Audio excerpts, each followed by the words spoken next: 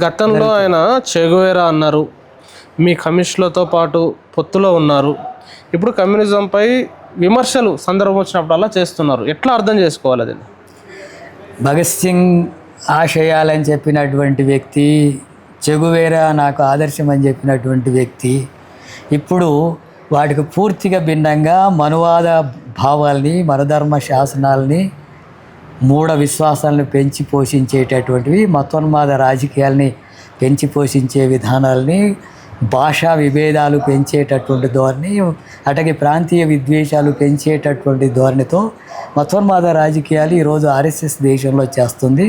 దానికి పావుగా ఇప్పుడు పవన్ కళ్యాణ్ కూడా తెలంగాణలో అలాంటి విద్వేషాలు రెచ్చగొట్టడానికి పూనుకున్నటువంటి దాంట్లో భాగంగా ఈ మాట్లాడుతున్నాడు. అందుకే ఆయనకు భగత్ సింగ్ గురించి ఆదర్శం ఉంది అనేది అవాస్తవం. చెగువేరా గురించి అంతకంటే కూడా ఏమీ లేదు. పూర్తిగా మనవాదిగా మారిపోతున్నటువంటిది ఆయన దృష్టిలో ఆయన మాటల్లో కనపడుతుంది. అయితే ప్రొఫెసర్ నాగేశ్వర్ గారి ఇష్యూలో ఆయనకు మద్దతుగా కొద్దిమంది మేధావులు, తెలంగాణలో ఉన్న జర్నలిస్టులు, తెలంగాణ సమాజం స్పందిస్తే వాళ్ళు లెఫ్ట్ తీవ్రవాదులు అనే కోణంలో లెఫ్ట్ను ఒక జాతీయ విద్రోహము, జాతీయ భద్రత ఇలాంటి అంశాల చుట్టూ కూడా లెఫ్ట్కు ముడిపెట్టి మాట్లాడుతున్నాడు. అంటే ఎట్లా స్పందిస్తారు దీనిపైన? అసలు పవన్ కళ్యాణ్కు ఏ విషయం పట్ల కూడా స్పష్టత లేనటువంటి వ్యక్తి. ఆయన సినిమాలో డైలాగులు రాస్తే వాటి గురించి మాట్లాడడం తప్ప సమాజంలో జరుగుతున్న పరిణామాల పట్ల ఒక స్పష్టమైన అవగాహనతో మాట్లాడినటువంటి పరిపక్వత అనేది ఆయన మాటల్లో కనిపించడం లేదు. మొత్తం జర్నలిస్టులకు సంబంధించినటువంటి వాళ్ళు ఏదైనా రాజకీయ అంశాలు వచ్చినప్పుడు రాజకీయంగా జరుగుతున్నటువంటి పరిణామాలను విశ్లేషిస్తారు, జరిగిపోయినటువంటి వాటిని విశ్లేషిస్తారు, జరగబోయే వాటిని కూడా విశ్లేషించడం అనేది అది మేధావులుగా, జర్నలిస్టులుగా అది నిరంతరం జరిగేటటువంటి ప్రక్రియ. అందులో భాగంగా ఈరోజు దేశంలో ఆర్ఎస్ఎస్ దేశవ్యాప్తంగా ఎట్లయితే పార్టీలను చీల్చి ప్రభుత్వాల్ని కూల్చి తన ఎజెండాను అమలు చేయడానికి ముందుకు వస్తుందో అలాంటి ప్రయత్నం అనేటటువంటిది ఆంధ్రప్రదేశ్లో జరగబోతున్నటువంటి విషయాన్ని, తెలంగాణలో జరగబోయేటటువంటి విషయాలన్నింటిని కూడా కనబడుతున్నాయి. అందులో భాగంగానే ఇప్పుడు పవన్ కళ్యాణ్ మాట్లాడుతున్నాడు. మోడీ వచ్చినప్పుడు పవన్ కళ్యాణ్ ఇంట్లో సమావేశం జరిగింది, అటకి చంద్రబాబు ఇంట్లో సమావేశం జరిగింది. అలాంటి సందర్భాల్లో సమావేశానికి ఈ కామెంట్లకు ఏమైనా లింక్ ఉందంటారా? తప్పకుండా అలాంటి సమావేశాలు జరిగినటువంటి దాంట్లో ఒక పవన్ కళ్యాణ్ను పిలిచి ప్రత్యేకంగా మాట్లాడాడు, చంద్రబాబును మాట్లాడాడు అంటే రాజకీయాలు మాట్లాడుకుంటే అభ్యంతరం ఏం లేదు. కానీ వాళ్ళు మాట్లాడుతున్న తీరు చూస్తే చంద్రబాబు నాయుడు ఒకనాడు మాట్లాడినటువంటి మతోన్మాదానికి వ్యతిరేకంగా మాట్లాడిన వ్యక్తి ఇప్పుడు మతోన్మాద భావాలకు అనుకూలంగా మాట్లాడుతున్నాడు.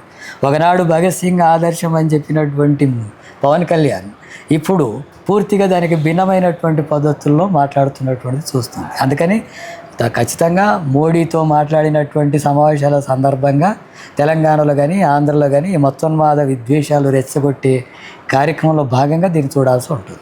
అంటే హైదరాబాద్లో గతంలో ఆర్ఎస్ఎస్ నాయకులు, బీజేపీ నాయకులు మాట్లాడే టెర్మినాలజీ జాతీయవాదం, వందే మాతరం, పాడరు అంటే ఒక విద్వేషపూరిత కామెంట్లు హైదరాబాద్లో నిలబడి చేయడం వెనుక నిజంగా ఏమైనా రాజకీయ కుట్ర ఉంది అనుకోవచ్చా? తప్పకుండా ఉంది. ఎందుకంటే జనగణమన కూడా పాడరేమో అని చెప్పి అంటున్నాడు. తెలంగాణలో హిందీ భాష గురించి వ్యతిరేకించడం ఏంటి అని అంటున్నాడు. అంటే ఇవన్నీ కూడా ఆర్ఎస్ఎస్ మాట్లాడే వాళ్ళు ఒకే దేశం, ఒకే భాష ఉండాలా, అది హిందీ భాష ఉండాలా, ఒకే చట్టం ఉండాలా, మనువాద చట్టం ఉండాలా, అట్లాగే ఒకే పార్టీ ఉండాలి, అది బీజేపీ ఉండాలా. ఇటువంటివన్నీ కూడా ఒక నియంతృత్వ ధోరణితో కలిగినటువంటి విషయాలన్నీ కూడా వస్తున్నాయి. అందుకని వీటికి అనుగుణంగానే పవన్ కళ్యాణ్ కూడా ఒక పాత్రగా పోషించబడుతున్నాడు, ఆ పాత్రలో నటిస్తున్నాడు ఇప్పుడు. అందుకని ఆ పాత్రలో నటిస్తున్న దాంట్లో భాగంగానే ఆయన మాటలన్నీ కూడా కనబడుతున్నాయి. ఇవి ఖచ్చితంగా విద్వేషాలు రెచ్చగొట్టేటటువంటి విధానాలు. తెలంగాణ సమాజం దానికి వ్యతిరేకంగా నిలబడుతుంది. ఇలాంటి విద్వేష రాజకీయాలకు వ్యతిరేకంగా తెలంగాణ ఎప్పటి నుంచో పోరాడుతుంది, ఇప్పుడు కూడా భవిష్యత్తులో పోరాడుతుంది. గత జిహెచ్ఎంసీ ఎన్నికల ముందు సరిగ్గా ఇలాగే బండి సంజయ్ విద్వేష మాటలు, వివాదాస్పద వ్యాఖ్యలు చేసి ప్రజల్లోకి వెళ్ళిర్రు. ఆ సందర్భంగా మీరు చూడవచ్చు. సేమ్ జిహెచ్ఎంసీ ఎన్నికలు ముందున్నాయి, రాబోయే 2029 ఎన్నికలకు రంగం సిద్ధం చేసుకోవడానికే పవన్ కళ్యాణ్ బీజేపీ దింపింది అని మీడియా నుంచి కొద్దిమంది విశ్లేషకులు మాట్లాడుతారు. దానిపైన మీ కామెంట్?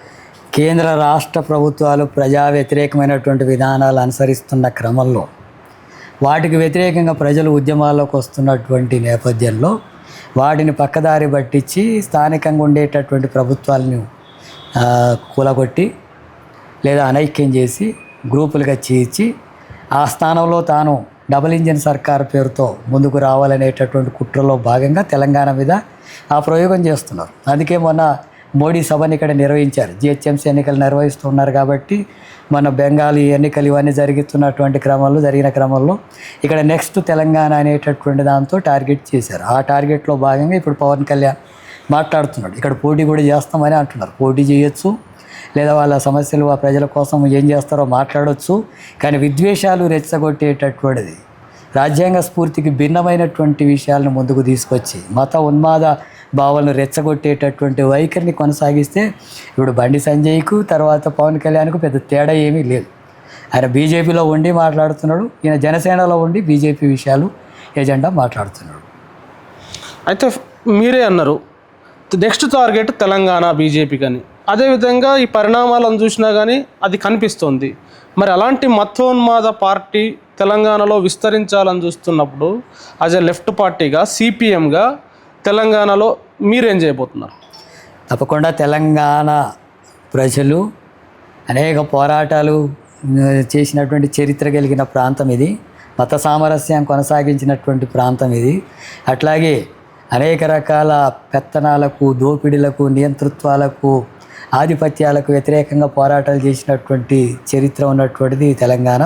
ఖచ్చితంగా ఈ మతోన్మాద రాజకీయాలను, విద్వేష రాజకీయాలని ఎదుర్కోవడానికే ప్రజలు నిలబడతారు. సిపిఎం పార్టీ తప్పకుండా ఈ మతోన్మాద రాజకీయాలకు వ్యతిరేకంగా పోరాడుతూనే శ్రామిక వర్గాల హక్కుల సాధన కోసం, శ్రామిక వర్గాల రాజ్య స్థాపన కోసం జరిగేటటువంటి ఉద్యమంలో ఇలాంటి మతోన్మాద రాజకీయాలు కానీ అనేక వర్గ పోరాటాలకు, దోపిడీ వర్గాలనంతా ముక్కలు చేసే వైఖరికి ముందుకు వస్తున్నటువంటి క్రమంలో తప్పకుండా ఆ మతోన్మాద రాజకీయాలకు వ్యతిరేకంగా పోరాడతాం. వర్గ పోరాటాలను, సామాజిక న్యాయం కోసం జరిగేటటువంటి పోరాటాలని ఉధృతంగా చేస్తాం. అట్లాగే లౌకిక భావాలు కలిగినటువంటి శక్తులు, మేధావులు, ప్రజాస్వామికవాదులు అలాంటి వాళ్ళందరితో విస్తృతమైనటువంటి వేదికగా ఈ మతోన్మాద రాజకీయాలను ఎదుర్కోవడానికి సిపిఎం పార్టీ కృషి చేస్తుంది. Thank you very much John Wesley గారు.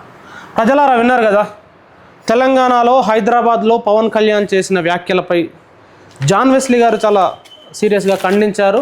ఇది అవగాహన లేనితనం, ఆర్ఎస్ఎస్తో బీజేపీతో ఉన్న ఏదైతే ఈ పొత్తంటమా వాళ్ళ కుట్రలో భాగంగానే హైదరాబాద్కు వచ్చి మాట్లాడుతున్నారు.